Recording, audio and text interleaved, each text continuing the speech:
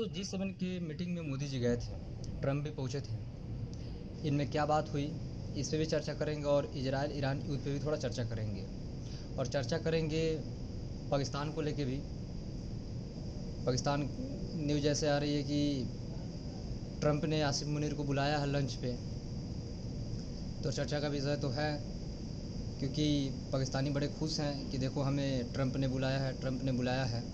लेकिन उनको पता नहीं कि आखिर आसिफ मुनीर के सामने डिनर मेन्यू में मिलने क्या वाला है, क्या परोसने वाले हैं ट्रम्प। खैर, सबसे पहले बात कर लेते हैं G7 की मीटिंग की, जहाँ पे एक इंटरेस्टिंग चीज़ सामने निकल के आ रही है।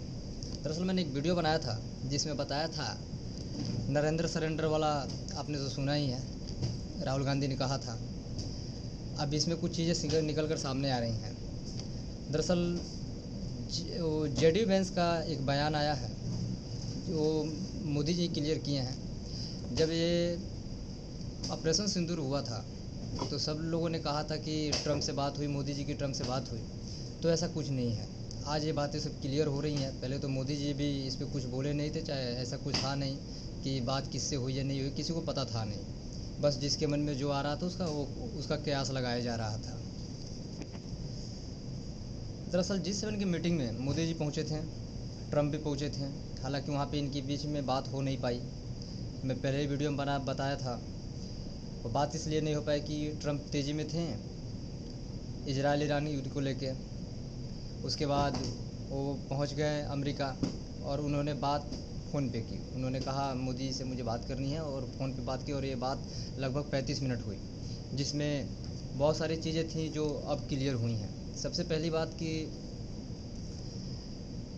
अब निकल के सामने आ रहा है कि मोदी जी के बीच में और ट्रम्प के बीच में बात ही नहीं हुई थी। दरअसल बात हुई थी जेडी वेंस से, जिसमें सरेंडर की बात ही नहीं हुई थी, सीज फायर की बात ही नहीं हुई थी। हालांकि जेडी वेंस से बात हुई थी, जिसमें बात ये हुई थी, जेडी वेंस का कहना था कि पाकिस्तान भारत पे भारी हमला करने वाला है।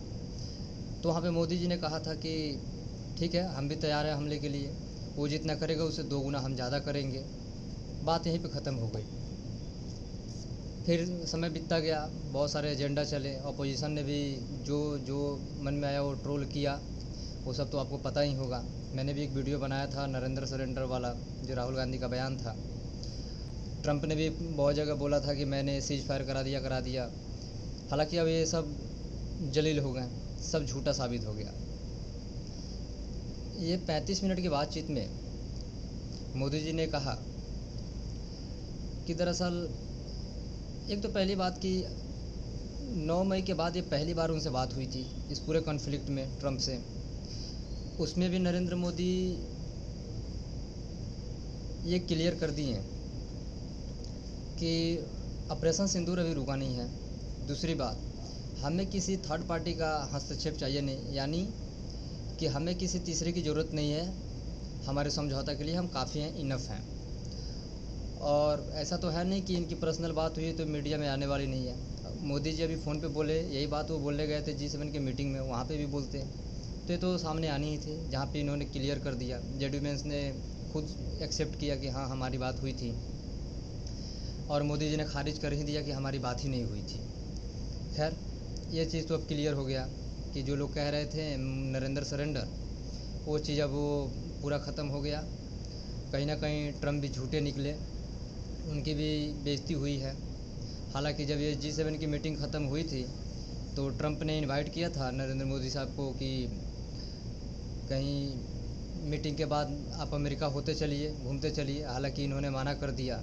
वहीं पड़ोसी मुल्क की बात कर ले तो वो डिनर पे बुला लिए तो इतने खुश हो रहे हैं। एक हमारे प्राइम मिनिस्टर हैं, जहाँ एक तरफ पूरी दुनिया इंतज़ार में बैठी रहती है कि अमेरिका हमें बुलाए, हमारे प्राइम मिनिस्टर खारिज करके आते हैं प्रस्ताव, मना करके आते हैं कि अभी टाइम नहीं है, मैं थोड़ा बिजी हूँ। अब आते हैं आसिफ मुनीर के डिनर वाले चर्चे पे।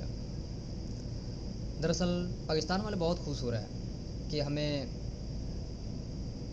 अमेरिका बुलाया है आसिफ मुनीर को डिनर पे।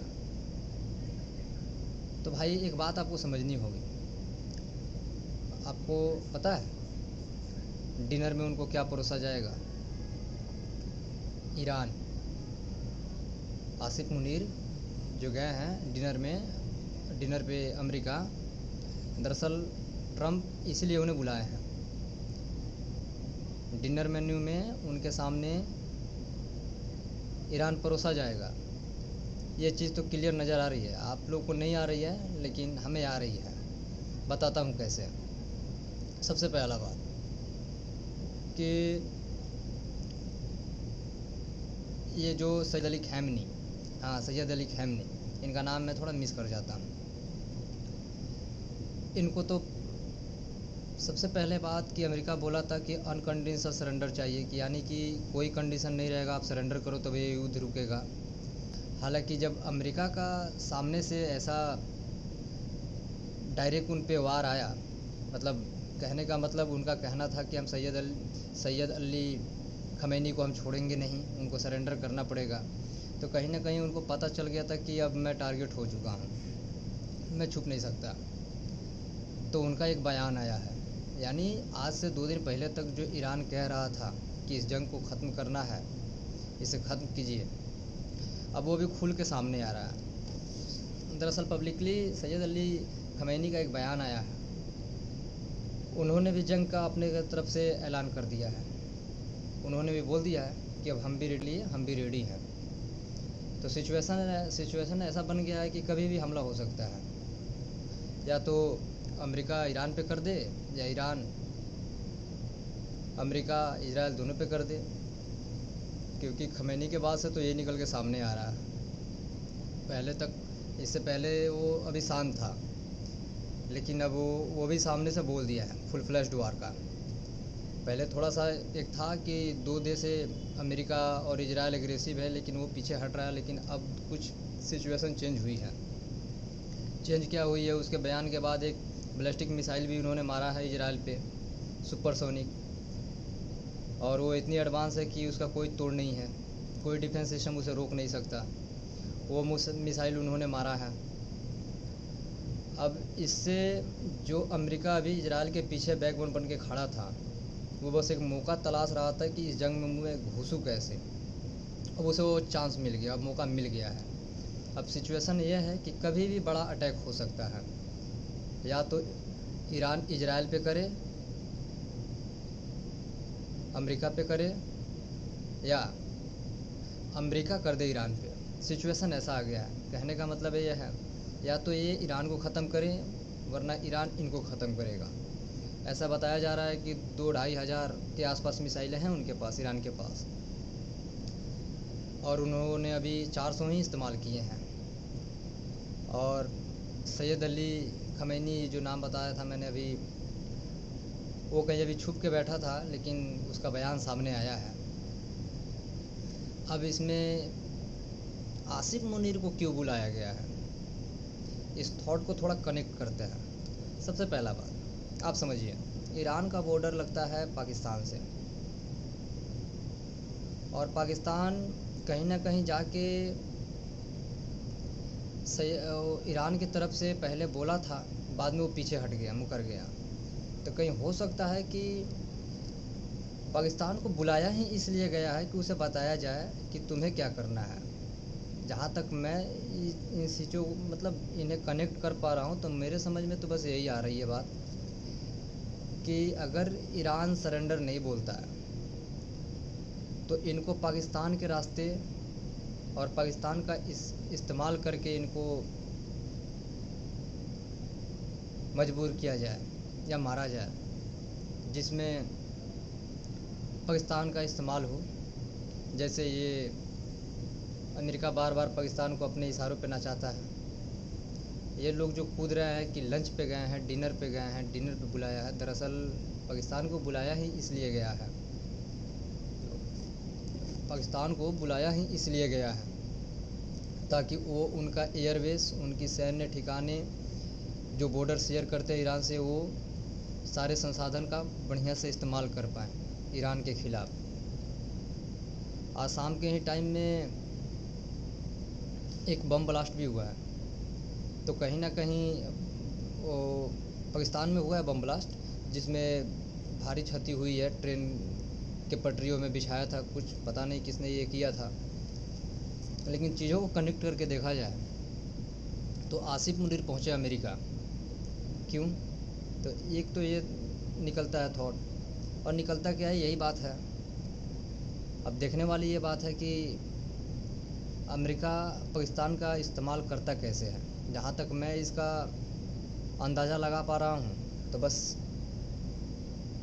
बॉर्डर शेयर होता है पाकिस्तान ईरान का, ऊपर से सारे डिफेंस सिस्टम हैं, एयरबेस है, वहाँ पे जितने भी सैन्य ठिकाने हैं, जो भी है, जो भी एसेट्स हैं, उसका अमेरिका इस्तेमाल करेगा पाकिस्तानी एसेट्स का। एसेट तो पाकिस्तान अमेरिका के ही होंगे, लेकिन पाकिस्तान को मोहरा बना के इस्तेमाल करेगा। इसमें क्या होगा, अमेरिका सेफ रहेगा और पाकिस्तान और इजराइल के ज़रिए वो ईरान से लड़ेगा, यानी वो ईरान को मारेगा और ईरान बदले में इनको मारेगा। तो 2 दिन पहले 3 दिन पहले जो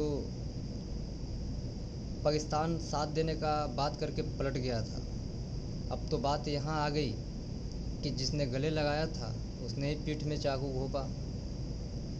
अब देखना ये है, अगर पाकिस्तान का इस्तेमाल होता है ईरान के खिलाफ, तो जो ईरान हमेशा पाकिस्तान का साथ देते आया है और अब ये चल के उनके साथ गद्दारी करते हैं, तो देखने वाली बात होगी। फिर तो ईरान छोड़ेगा नहीं इन्हें। अब देखते हैं क्या होता है।